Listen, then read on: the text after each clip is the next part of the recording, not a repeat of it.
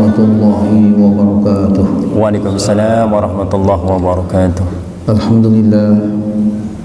Alhamdulillahilladzi arsala rasulahu bil huda wa dinil haqq liyuzhirahu 'ala dini kullih walau karihal kafirun walau karihal musyrikun walau karihal munafiqun.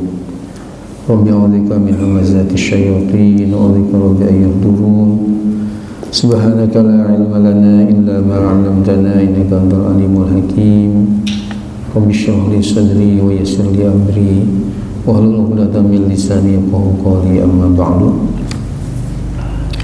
Yang sama-sama kita hormati Ketua Dewan Pembina Masjid Al-Latif Bapak Haji Andre dan Ketua DKM Bapak Lisna, kemudian juga Bapak Misbah dan seluruh yang hadir yang saya muliakan. Alhamdulillah, syukurillah, pada pagi atau pada subuh kali ini kita masih bisa berkumpul kembali dalam kajian rutin kita, yakni Kitab Al-Kabair, himpunan dosa-dosa besar yang harus kita jauhi. Mudah-mudahan langkah kita yang positif untuk datang ke tempat yang mulia ini, Masjid Al-Latif ini, Allah Subhanahu wa Ta'ala senantiasa memberikan pahala kepada kita yang sebesar-besarnya. Amin ya Allah ya Rabbal Alamin. Sebelumnya kita membaca kitab Suratul Fatihah. Mudah-mudahan ilmu yang kita kaji ini merupakan ilmu yang penuh barokah dan penuh manfaat untuk meningkatkan iman dan takwa kita kepada Allah Subhanahu wa Ta'ala. Kemudian juga yang kurang sehat ya, termasuk saya agak terganggu kaitan dengan tenggorokan ini. Mudah-mudahan oleh Allah Subhanahu wa Ta'ala diberikan kesehatan. Kemudian Haji Andre juga kaitan dengan ya asam urat, mudah-mudahan oleh Allah disembuhkan kembali. Amin Allah.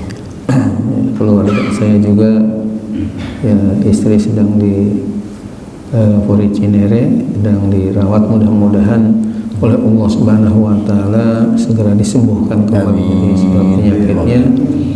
Yang sudah meninggal dunia termasuk Ustaz Amir Az-Zikra, yang putra kedua dari Bapak Kiai Muhammad Arifin Ilham, mudah-mudahan Allah mengampuni segala dosanya dan amin min ahlil khair, amin ya Allah ya Rabbal Alamin. Yang sedang usaha, Allah mudahkan usahanya. Yang sedang ada kesulitan, mudah-mudahan Allah angkat kesulitan. Yang sedang belajar, putra-putri kita, santri-santri kita, jamaah kita sukses belajarnya. Yang sedang berjuang jalan Allah susah untuk pesantren modern Darus Sholihin, mudah-mudahan dimudahkan perjuangan. COVID-19 juga mudah-mudahan segera disirnakan oleh Allah. Bibarakatuh Ummil Quran. Al-Fatihah. A'udzubillahi minasyaitonir rajim. Bismillahirrahmanirrahim. Alhamdulillahi rabbil alamin. Arrahmanir rahim. Maliki yaumiddin. Iyyaka na'budu wa iyyaka nasta'in. Ihdinas siratal mustaqim. Shiratal ladzina an'amta 'alaihim ghairil maghdubi 'alaihim waladdallin. Amin ya Allah ya Rabbal Alamin. Hadirin yang dimuliakan Allah, kajian kita pada subuh kali ini adalah halaman 40 dari kitab Al-Kabair. Al-Kabiratus Saminata Asyarata, dosa besar yang urutan ke-18. Temanya adalah Qazful Muhsanati. Ya, sekali lagi judulnya atau temanya dan hurufnya gundul ya. Jadi dibacanya Qazful Muhsanati. Artinya adalah menuduh zina kepada perempuan baik-baik. Ini termasuk dosa besar ketika ada orang baik-baik, apalagi misalnya istri Nabi kita Muhammad SAW, seperti Siti Aisyah, pernah oleh orang-orang tertentu, seseorang munafikin dituduh melakukan perzinaan. Ini jelas itu dosa besar yang menuduhnya. Dalilnya kita lanjutkan. Qala Allah Ta'ala berfirman, innal ladzina yarmunal muhsanati, sungguh orang-orang yang menuduh ya zina kepada orang-orang atau perempuan-perempuan baik, al-ghafilat, yang ya lalai daripada keburukan-keburukan, artinya yang menjaga kesucian, al-mu'minat, orang-orang yang beriman, lu'inu fid dunya wal akhirah, maka mereka akan dilaknat fid dunya, di dunia, wal akhirati, dan di akhirat, walahum azabun azim, dan bagi mereka azab atau siksa yang sangat besar. Ini ada dalam Al-Quran surah An-Nur ya, ayatnya 23. Dalam surah An-Nur ayat 23 ini kita paham bahwa orang yang ketika hidupnya menuduh berbuat zina kepada perempuan-perempuan yang terhormat, perempuan-perempuan yang baik, yang beriman, itu dosanya atau azabnya dia dilaknat di dunia dan di akhirat, bahkan diancam dengan azab yang amat besar. Wa qala ta'ala, dan Allah Subhanahu wa ta'ala berfirman, walladzina yarmunal muhsanati, dan adapun orang-orang yang menuduh zina kepada perempuan yang baik-baik, summa lam ya'tu bi arba'ati syuhada, kemudian mereka tidak mampu mendatangkan 4 saksi, fajlidu, maka deraklah mereka ya yang menuduh itu samanina jaldatan, sebanyak 80 kali derak. Al-ayatani ya sampai akhir ya 2 ayat ini ada dalam Al-Quran surah An-Nur 2 ayat dari 4 dan sampai ada ayat 5. Jadi inti dari firman Allah Subhanahu wa ta'ala ini hukuman bagi orang yang berani menuduh berbuat zina kepada perempuan yang baik-baik dan dia tidak mampu untuk mendatangkan 4 saksi ya dalam tuduhannya, hanya nuduh aja ya, tapi enggak bisa membukti dengan 4 saksi untuk menyatakan tuduhannya. Maka dalam Quran dinyatakan dia harus didera, dihukum dengan ya 80 kali cambukannya.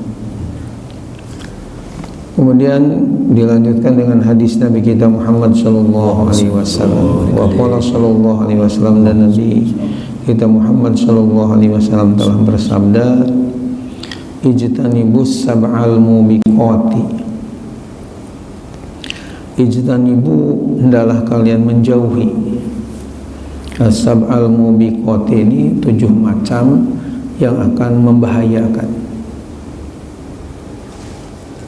Fazakara, lalu Rasulullah menyebut minha, di antara yang 7 itu qazfal muhsanatil ghafilatil mu'minati, yakni menuduh zina kepada perempuan-perempuan yang baik-baik serta orang beriman.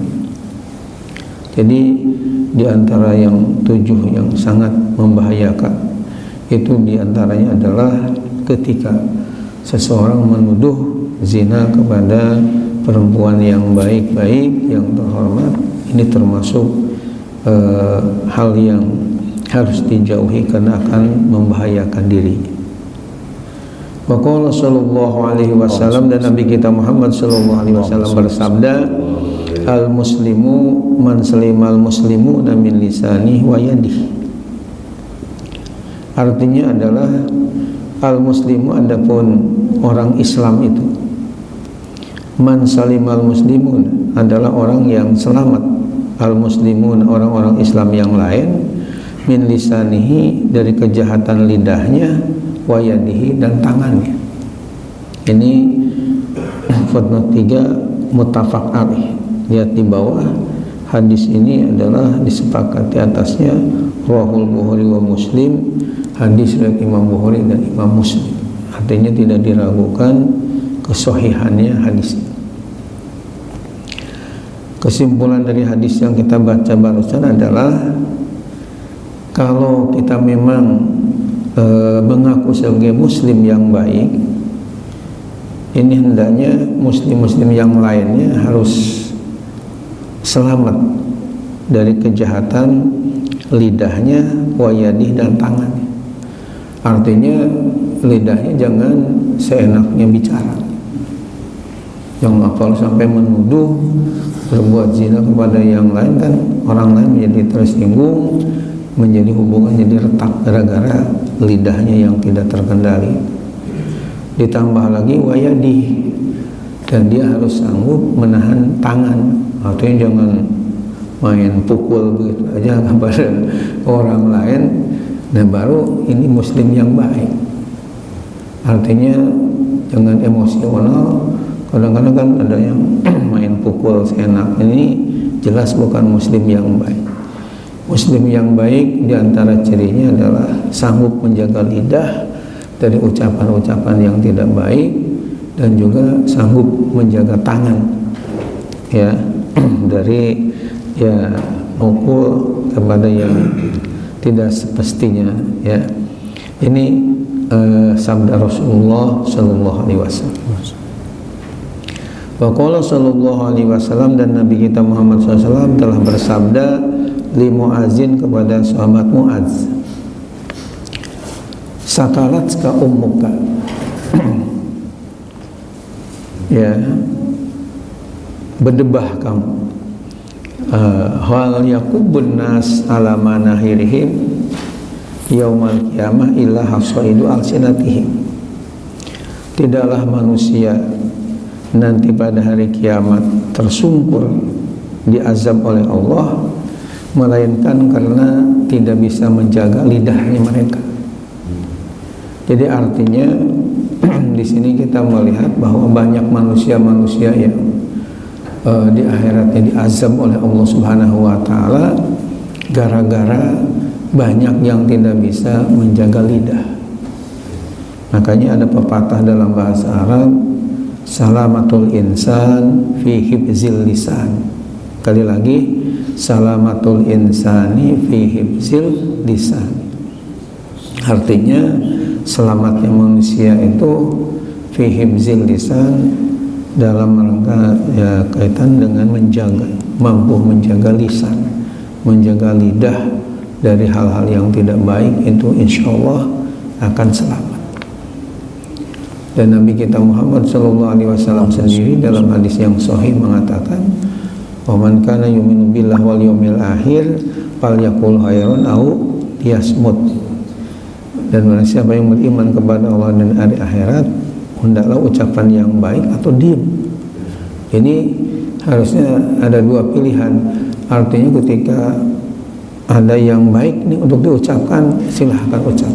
Itu menjadi amal soleh ya, termasuk pengajian ini mengucapkan yang baik-baik supaya ada hubungan amar ma'ruf nahi munkar, mana yang harus dilakukan, mana yang harus ditinggalkan.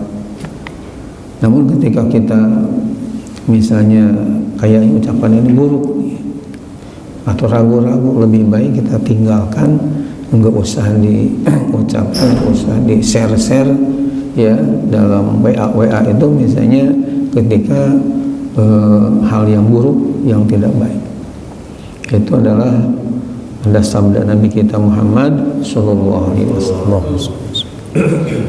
Ditambah lagi ada pepatah bahasa Arab juga mengatakan, ihfad lisanaka antakulab tatabtali innal bala'a muwakkalun bil mantiki. Artinya ihfad lisanaka, jagalah lidahmu, antakulab tatabtali, jangan sampai bicara yang akan menimbulkan bala bencana. Innal bala'a muwakkalun bil mantiki, karena sungguh bala bencana itu biasanya akibat daripada lidah yang tidak terkendali. Jadi gara-gara lidah ya bisa orang berantem, bahkan bisa saling bunuh gara-gara ucapan yang kasar, ucapan yang tidak baik sehingga tersinggung, akhirnya terjadilah perkelahian. Ini kaitan dengan masalah lidah. Kemudian kita lanjutkan, wa qala Allah Ta'ala, dan Allah Ta'ala berfirman, walladzina yu'zunal mu'minina wal mu'minat, dan adapun orang-orang yang menyakiti orang-orang mukmin laki-laki, wal mu'minati, dan mukmin perempuan, bighairi maktasabu, dengan sesuatu yang mereka tidak usahakan. Artinya tidak wajar, tidak tepat untuk disakiti, tapi disakiti, diganggu. Ini dosanya dikatakan di sini faqadih tamalu buhtana. Sungguh mereka telah memikul kedustaan, wa ismam mubina, dan dosa yang nyata. Jadi ketika seseorang menyakiti, mengganggu orang mukmin yang lain, baik laki-laki maupun perempuan, itu dinyatakan sebagai orang yang telah berbuat kedustaan, juga dosa mubina, itu yang jelas, yang nyata. Wa qala sallallahu alaihi wasallam, dan Nabi kita Muhammad sallallahu alaihi wasallam telah bersabda, man qazafa mamlukahu bizina. Man qazafa, barang siapa yang menuduh, mamlukahu, kepada hamba sahayanya, ya bizina, dengan berbuat zina, uqima alhil haddu yaumal qiyamah, maka akan dilaksanakan kepadanya hukuman pada hari kiamat, illa ayyakuna kama qala, kecuali bahwa ia ada seperti yang ia ucapkan. Muttafaqun alaih, hadis disepakati oleh Imam Bukhari dan Imam Muslim. Jadi maksudnya, kalau ada seorang majikan, ya bos, menduduh zina kepada hamba saya atau kepada karyawannya, ya pelayan, kemudian misalnya di akhiratnya bagaimana? Nah, nanti di akhiratnya akan dilaksanakan had, hukuman kepada si majikan yang menuduh zina sama ya pelayan atau hamba sahaya tadi, kecuali kalau memang ya sesuai dengan kenyataan. Tapi kalau enggak sesuai dengan kenyataannya, jelas si majikannya itu, bosnya ini, yang berat di hadapan Allah Subhanahu wa Ta'ala. Kemudian kita lanjutkan, amman qazafa ummul mukminin Aisyah radhiyallahu anha. Amman qazafa, adapun orang yang telah menuduh zina, ummul mukminina, kepada ibu orang-orang yang beriman, Aisyah, Siti Aisyah radhiyallahu anha, semoga Allah meridainya, ba'da nuzuli baro'atiha minas samai, setelah turun pembebasannya minas samai, dari langit, fahuwa kafirun mukazzibun lil Quran, maka dia itu kafirun, dinyatakan kafir, mukazzibun lil Qur'ani, mendustakan kepada Al-Quran, payuktalu, maka hukumannya harus dibunuh.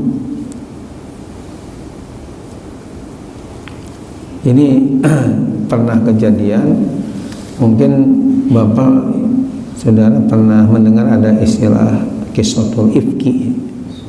Qissatul ifki itu artinya kisah kedustaan yang dibuat-buat oleh orang munafikin, terutama dari gembong munafik namanya Abdullah bin Ubay bin Salul, bahwa pernah dikemukakan bahwa Siti Aisyah ya pernah melakukan istilahnya katanya perzinaan dengan salah seorang ya sahabat Nabi.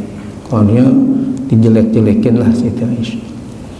Tapi kemudian di dalam surah An-Nur itu dinyatakan bahwa Siti Aisyah ini bersih daripada tuduhan tadi, artinya tidak benar tuduhan tadi, sehingga kita wajib meyakini bahwa Siti Aisyah ini tidak melakukan perbuatan zina. Maka orang yang tetap saja meyakini bahwa Siti Aisyah ini berbuat zina, ya, ini jelas berarti dia kafir, bahkan mendustakan kepada Al-Quran, sehingga hukumannya fayuqtalu ini, maka dibunuhlah orang yang telah melakukan seperti itu. Untuk mungkin lebih jelas lagi apa yang diungkapkan ya di atas ini, kita lihat di footnote catatan kaki di bawah, tanggal nomor 7, ada nomor 7. Qala Al-Hafiz Ibnu Katsir, telah berkata Al-Hafiz Ibnu Katsir, inda tafsir surat An-Nur, ketika menafsirkan surah An-Nur al-ayah 23 ya, Sadisah wal Ishrin, ketika menafsirkan ayat 23 surah An-Nur, kata beliau begini, haza wa'idun minallahi ta'ala, ini adalah ancaman, janji ancaman dari Allah Subhanahu wa taala, lilladzina yurmunal muhsanatil ghafilatil mu'minat, bagi orang-orang yang menuduh perbuatan zina kepada perempuan-perempuan mukminah yang terpelihara. Fa ummahatul mu'minin, maka ibu orang-orang yang beriman, istri-istri Nabi itu disebut dengan ummahatul mu'minin ya. Kalau satu orangnya ummul mukminin, itu kan ibu. Jadi kalau saya Aisyah ummul mukminin. Tapi kalau istri-istri Nabi namanya ummahat, jamak dari ummun itu ummahat. Jadi ummahatul mukminin. Nah, ibu-ibu orang yang beriman atau istri-istri Nabi aula biduhuli fi hadza min kulli muhsanah. Aula itu lebih utama biduhuli dengan masuk fi hadza, dalam hal ini min kulli muhsanatin, dari setiap perempuan yang terjaga. Artinya kalau perempuan biasa saja, perempuan bukan istri Nabi, itu sudah diancam ketika seseorang menuduh zina kepada dia yang bukan istri Nabi, sudah begitu berat. Apalagi kalau yang dituduh zina itu kepada istri dari Nabi kita Muhammad SAW. Berarti kan luar biasa, enggak sopannya, luar biasa biadabnya. Wala siyaman allati kanat sababun nuzul wa Aisyah binti Siddiq. Wala siyaman itu terutama allati kanat, yang ada sababun nuzul, sebab turun ayat wa Aisyah binti As-Siddiq, yaitu berkaitan dengan Siti Aisyah, putri dari Abu Bakar Siddiq radhiyallahu anhuma. Semoga Allah meridhai keduanya. Ya, apalagi kalau tuduhan itu ditujukan kepada Siti Aisyah, putri dari Abu Bakar Siddiq sebagai khalifah yang pertama. Jelas dosanya itu luar biasa. Lalu Imam Ibnu Katsir berkata, ya, kata beliau, wa qad ajma'al ulama rahimahullah qatibatan. Wa qad ajma'al ulama, dan sungguh ulama telah sepakat bulat. Artinya tidak ada satupun yang berbeda pendapat. Semuanya sedunia ini sependapat. Tentunya ulama Islam yang baik-baik ya, artinya yang betul-betul ya ilmunya mendalam. Rahimahullah, rahimahumullah. Karena ulama ini banyak jamak, jadi bukan rahimahullah tapi rahimahumullah. Semoga Allah merahmati mereka, qotibah secara keseluruhan. Ala anna man sambaha ba'da hadza, atas orang yang man ini orang sambah, yang telah mencaci maki Siti Aisyah ba'da hadza, setelah ini, maksudnya setelah turun ayat menyatakan Siti Aisyah bebas daripada tuduhan itu. Wa romaha bima romaha bihi ba'da hadza, dan berani menuduh zina kepada Siti Aisyah setelah Allah membebaskan dari tuduhan tersebut. Alladzi dzukira fi hadhil ayat, yang telah disebut dalam ayat ini. Fa innahu kafirun, maka sungguh orang yang melakukannya itu dipandang kafir. Li'annahu mu'anidun lil Qur'an, karena sungguh dia itu telah menentang kepada Al-Quran. Ya, kalau Al-Quran menyatakan sudah bebas, artinya tidak melakukan perbuatan zina, tapi tetap aja istilahnya kekeh gitu, yang menuduh terus. Ini jelas orang ini mu'anidun lil Quran, berarti kan menentang kepada penjelasan dari Al-Quran, maka dikatakan kafir ini. Wa fi baqiyati ummahatil mu'minin qaulani, namun berkenaan dengan ummahatul mu'minin yang lainnya, qaulani, ada dua pendapat.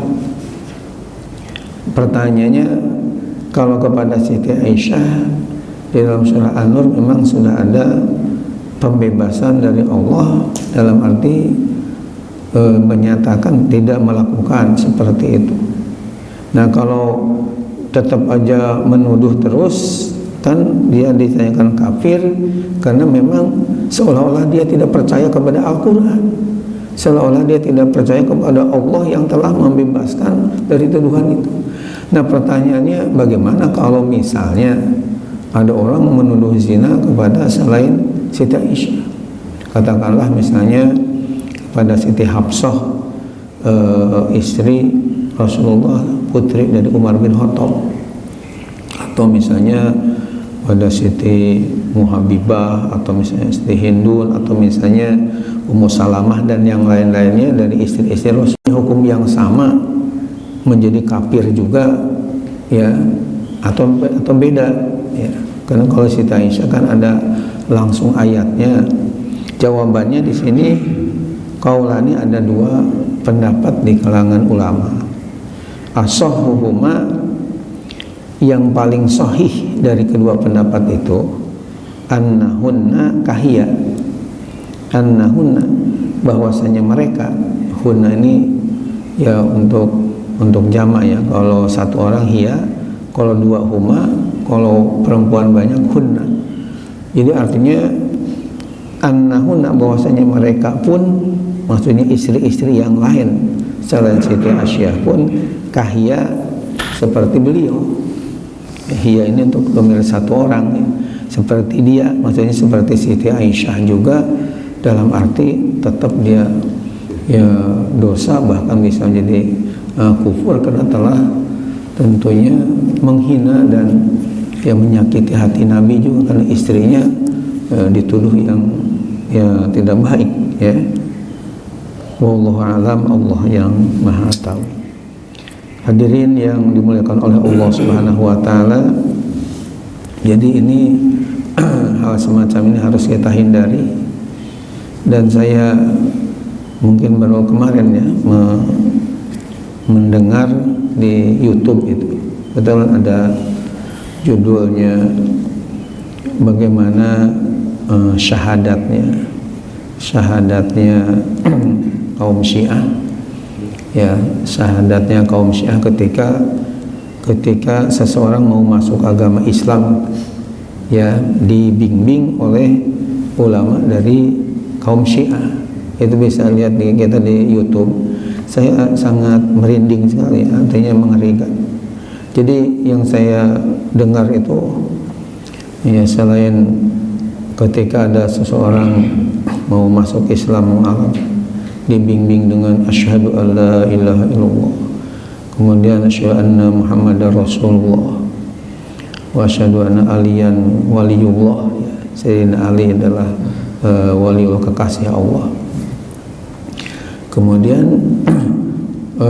ditambah wa asyhadu anna Abu Bakar wa Umar wa Utsman wa Aisyah wa Hafsah binnar, dan aku bersaksi bahwasanya sahabat Abu Bakar, Umar, Utsman dan Aisyah dan Siti Hafsah binari akan berada dalam api neraka. Itu di YouTube kita baca dari ulamanya yang membimbing seperti itu. Jadi artinya mereka punya pandangan bahwa Abu Bakar, Umar, Utsman, Aisyah, istri Rasulullah yang sangat dicintai, Siti Hafsah yang terkenal dengan sholat tahajud dan puasanya setiap hari, tambah dengan hafal Al-Quran 30 juz dinyatakan finar, bahwa mereka ini akan menjadi penghuni api neraka. Itu harus diyakini ketika masuk Islam melalui pimpinan Syiah. Ini kan menurut saya luar biasa ya. Sudah tidak percaya lagi kepada pembebasan Allah di dalam Al-Quran Surah An-Nur tentang Siti Aisyah ini khusus.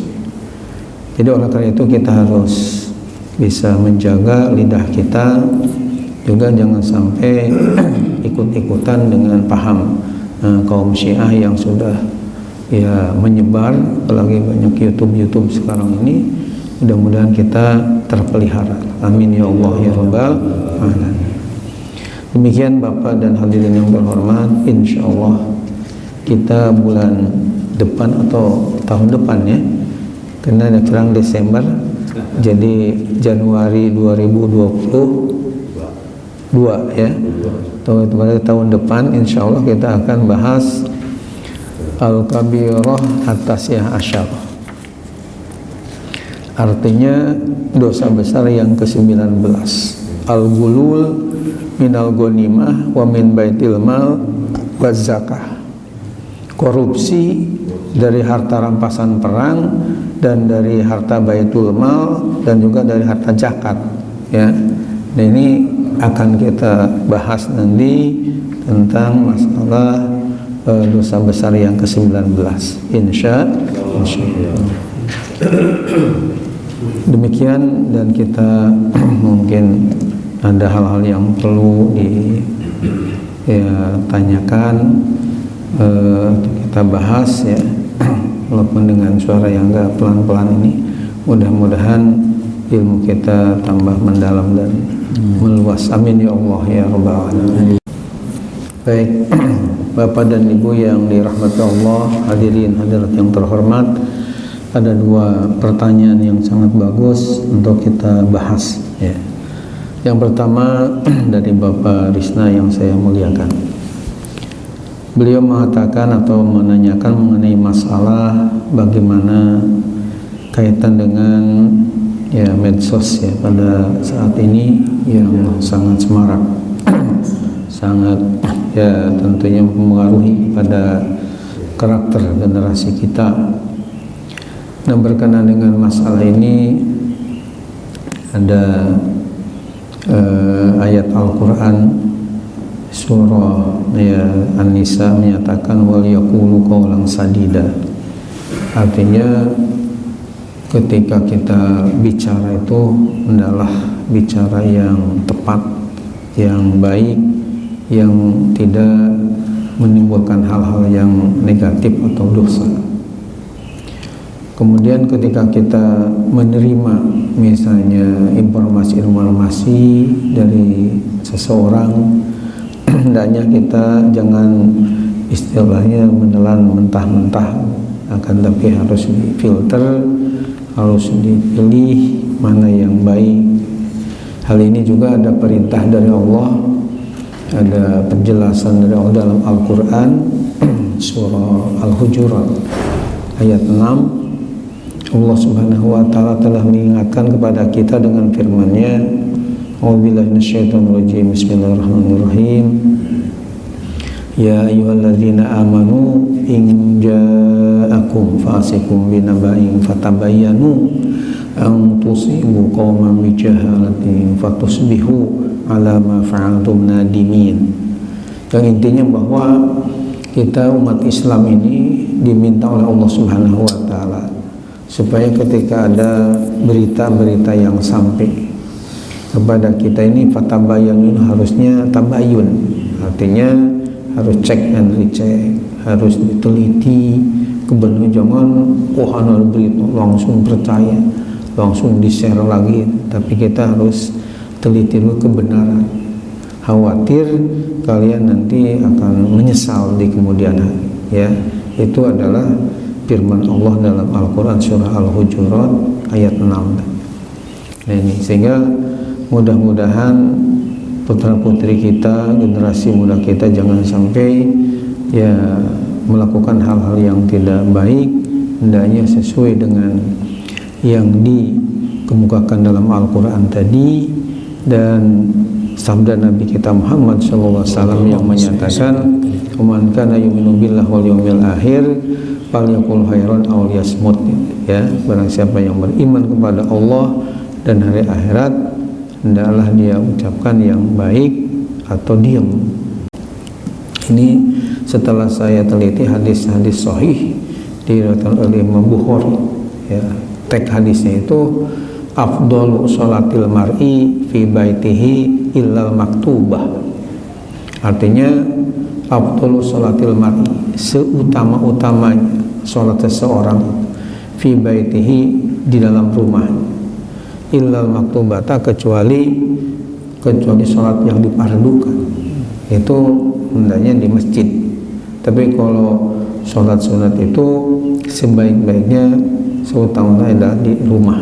Ya, itu memang ada hadis dari Nabi kita Muhammad Sallallahu Alaihi Wasallam. Ada seorang ulama namanya Imam Nawawi memberikan komentar, ya, memberikan interpretasi kepada hadis ini. Kenapa dalam sholat-sholat sunat itu lebih baiknya di rumah? Ya, kata beliau, di antara hikmahnya itu adalah supaya terhindar dari riya. Terhindar dari riya itu artinya menjauhkan diri dari ingin pamer dengan ibadah. Karena kalau yang fardu kan ya sama-sama fardu ain, ya, sama-sama wajib. Tapi kalau sholat sunat itu kan bukan yang diwajibkan gitu. Nah, sehingga kata Imam Nawawi, kenapa dalam hadis ini sholat sunat itu kayak duha, katanya, kalau tahajud dan sebagainya itu lebih baik di rumah, bahkan kalau bisa di kamar yang orang lain tidak tahu, di rumah juga orang lain pada nggak tahu, ya, untuk betul-betul keikhlasan ibadah tadi semata-mata karena Allah dan tidak ada unsur riya atau unsur pamer dengan ibadah sunatnya itu. Itu alasannya kenapa yang sunat ini lebih baik di rumah. Namun kaitan dengan masalah bagaimana, ada semacam dilematisnya. Ketika misalnya kita melakukan qobliyah subuh atau sholat sunat fajar, ketika di rumah dilakukannya, kemudian mungkin agak jauh dari masjid yang jauh dari rumahnya, sehingga ketika datang ke masjid menjadi enggak keburu ya berjamaah di awal waktu atau takbiratul ihram sama imam. Nah, ini kadang-kadang terjadi seperti ini.